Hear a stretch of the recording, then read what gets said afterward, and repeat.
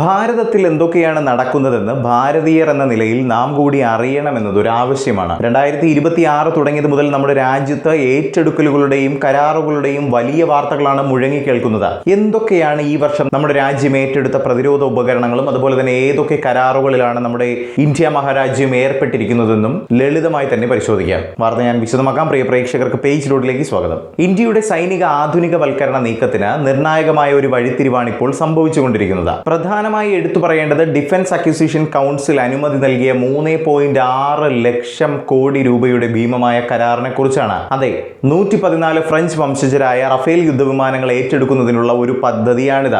ഇത് make in India ബാനറിൽ ആഭ്യന്തരമായി Rafale വിമാനങ്ങൾ നിർമ്മിക്കാനും പദ്ധതിയുണ്ട് എന്നതാണ് എടുത്തു പറയേണ്ടത്. ഇതുകൊണ്ട് കഴിഞ്ഞില്ല. റഫേൽ യുദ്ധവിമാനങ്ങൾ കൂടാതെ 6 ബോയിങ് P-81 സമുദ്ര നിരീക്ഷണ വിമാനങ്ങളും അതുപോലെ തന്നെ സൈന്യത്തിന് വേണ്ടിയുള്ള ടാങ്ക് വിരുദ്ധ മൈനുകളും ഉൾപ്പെടുന്നുണ്ട്. ഇതിൽ റഫേൽ ജെറ്റുകളുടെ കാര്യം പറയുകയാണെങ്കിൽ 2016 ഫ്രാൻസിൽ നിന്നും 36 വിമാനങ്ങൾ നമ്മുടെ ഇന്ത്യ ഏറ്റെടുത്തിരുന്നു. ഇതിനുശേഷം ഇപ്പോഴാണ് നമ്മുടെ നാട്ടിൽ തന്നെ നിർമ്മിക്കുന്നതിന് പ്രാധാന്യം നൽകിയുള്ള അതിന് ലക്ഷ്യമിട്ടുള്ള 114 റഫേൽ ജെറ്റുകൾക്ക് വേണ്ടിയുള്ള വമ്പൻ കരാറിൽ രാജ്യം കൈകൊടുക്കുന്നത്. ബംഗളൂരുവിലെ ഹിന്ദുസ്ഥാൻ എയറോനോട്ടിക്സ് ലിമിറ്റഡ് സൗകര്യത്തിലാകും ഈ റഫേൽ ജെറ്റുകളുടെ പ്രധാന ഭാഗങ്ങളുടെ അസംബ്ലി പ്രവർത്തനങ്ങൾ നടക്കുക. കരാർ പറയുന്നതനുസരിച്ച് 70 മുതൽ 80% ജെറ്റുകളും നമ്മുടെ നാട്ടിൽ തന്നെ നിർമ്മിക്കുകയും അതിൽ പ്രധാനപ്പെട്ട ഭാഗങ്ങൾ നമ്മുടെ ടാറ്റ അഡ്വാൻസ് സിസ്റ്റംസ് ലിമിറ്റഡും അതുപോലെ തന്നെ ഭാരത് ഇലക്ട്രോണിക്സ് ലിമിറ്റഡും ചേർന്നാകും നിർമ്മിക്കുക.